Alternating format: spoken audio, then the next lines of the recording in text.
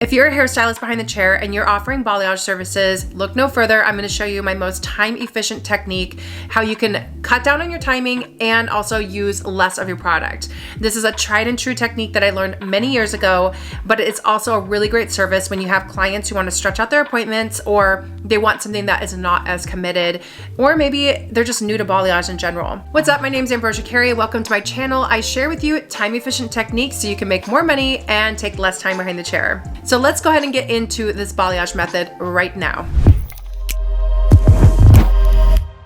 For traditional balayage, I like to take a U-shaped section that acts as a cushion on the bottom to hold the hair up, and it keeps the lightener from getting pushed onto the hair. I'm also kicking out any dark pieces before I go in, and I take a piece of cotton between my pinky and my ring finger to hold it in place and keep things clean. Notice how I'm taking the clay lightener and I'm using a patting motion. I'm literally just tapping it onto the hair rather than smoothing and squishing it down. I'm using my fingers to blur out any pieces that I don't want it to be too light. Remember, the lighter and brighter you want the tone, then you want to make sure the more concentrated your actual lightener is. So if you go through and swipe it with your fingers, you're going to blur and blend that line into any of her old existing pieces. When I fully finish my section before I place the cotton in, I like to hold the section straight up in the air, check the underneath, and make sure I don't see any lightener that got pushed through the other side. You can use the back end of your comb or your gloves to wipe that section off. To keep things as clean as possible, you want to work from the bottom up. So I'm going to finish one side before I go into that last almond-shaped section in the front. I'm going to get this hair out of the way, and then I'm going to do this sweeping motion. You might notice as I'm sweeping, I'm actually pulling the hair and the section higher and higher. The higher up I take the section, the more I'm going to blend and blur out that blonding. So just keep this in mind that if you want it light and airy, hold your section up. If you want it more heavily painted, hold it down. When I'm looking for a part line, I like to shake it out and find the general vicinity of the part line.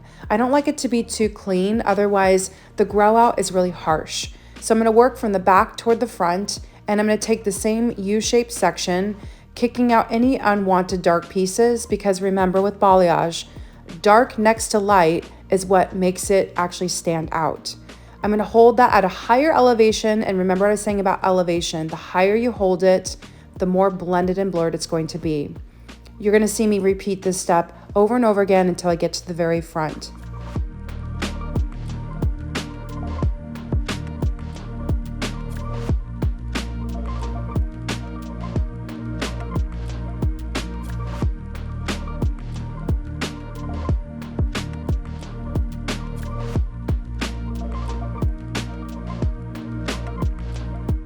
At the front, I'm pulling the section straight up and I'm painting that directly onto the hairline. As I paint that into the hairline, I like to blend and blur. That's why I hold the section straight up, using the back end of my brush to delicately paint that on, blur out with your gloves before you move on. One of my favorite parts about balayage is the artistic expression we can take as a hairstylist. You can see that if I move my body to the other side of the head, I'm going to take a much heavier stroke using the back end of my brush. But this is where holding it up high can be deceiving. Even though it looks harsh when you paint it on, it will be super soft because it's at her crown, and it will split open at the back of her crown, spilling that blonde over the top, looking super natural. As I get to the front, you might see I'm painting heavier on one side versus the other because I want it to be where the sun would kiss it the most. Again, you can go in sideways or through the top, depending on whether or not your client pulls her hair back in a ponytail, wears her hair down, or changes her part line. These are all things that you want to talk about before you start to figure out how you want to do your customized technique.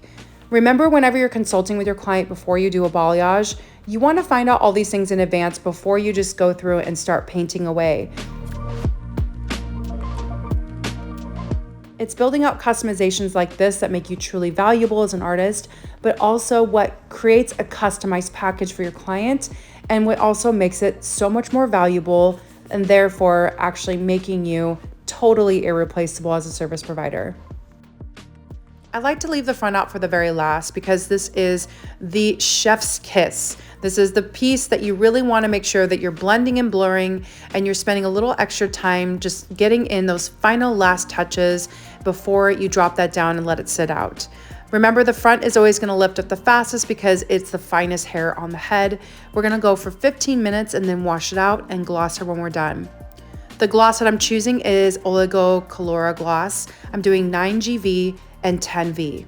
One of my little tricks is I like to add 10V to dilute down my 9GV rather than clear, because it's going to give me a little bit more of an opalescent look, and I'm using 2% volume with this. This is something that I'm going to add into her hair when it's wet as an express toner.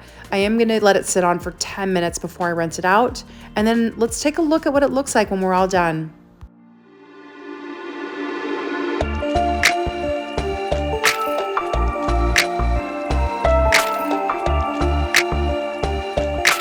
So just keep in mind, when it comes to balayage services, obviously it's not a one size fits all, and you can do several different types of techniques. But when it comes to this technique specifically, this is going to be the easiest way to have the softest transition, to have the easiest grow out, and to have pieces that you can pick back up and just do again on repeat without getting into a process where you have to actually get into a color correction or reverse it.